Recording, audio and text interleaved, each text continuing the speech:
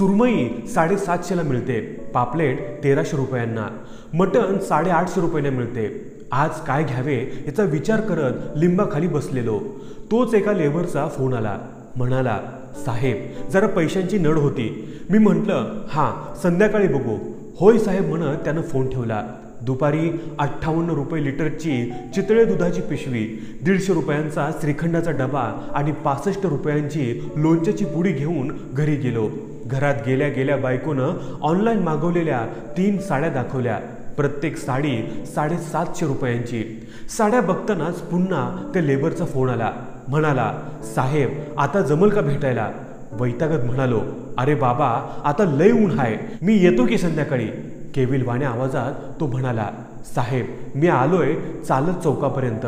मला धक्काच बसला। म्हणालो, अरे तू एवढ्या उन्हात 2 किलोमीटर चालत आलाय, खूपच गरज आहे का पैशांची? हतबल होत म्हणाला, होय साहेब। भुवयांचा आकडा करत म्हणालो, किती पैसे पाहिजेत? तसा दबक्या आवाजात म्हणाला, 100 रुपये पाहिजे होते साहेब। थांब थांब आलो मी, असं म्हणत गाडी चालू करून चौकात गेलो। मला पाहताच त्यानं काळपट तोंडावरचा घाम पुसला, आदबीन हसला। म्हणालो, काय रे कशाला एवढे अर्जंट पैसे पाहिजे होते? सासऱ्यांना दारू पाहिजे का मेहुणा हारला जुगारात? तसा तो उष्ण हसू तोंडावर आणत म्हणाला, साहेब 3 दिवस झालं हजेरीच नाही मिळाली। काल दळण टाकलंय इथल्या गिरणीत, ते आणाय पैसे नाही। रात्रीचे पाव खाल्ले पोरींनी, पण आता भूक लागली म्हणून रडाय लागल्या, म्हणून मग तुम्हाला फोन केला। याची एक पोरगी 2 वर्षांची, दुसरी 3 महिन्यांची।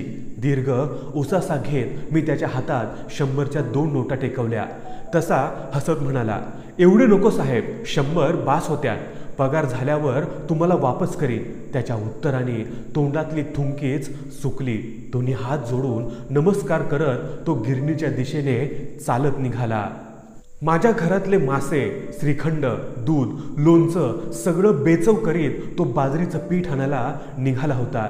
माझी बायको 2-2.5 हजाराच्या साड्या पाहून जेवढी खुश झाली त्याहून जास्त खुश याची बायको होणार होती। निशब्द। मित्रांनो, सगळ्या गोष्टीचं सोंग करता येतं, पण पैशाचं व पोटाचं सोंग नाही करता येत। आपल्यापैकी बरेच लोक चांगल्या नोकरीला आहेत, कुटुंबाच्या सर्व गरजा सर्वतोपरी पूर्ण जरूर करा, पण काबाड कष्टकऱ्यांना 50-100 देताना हात आखडू नका।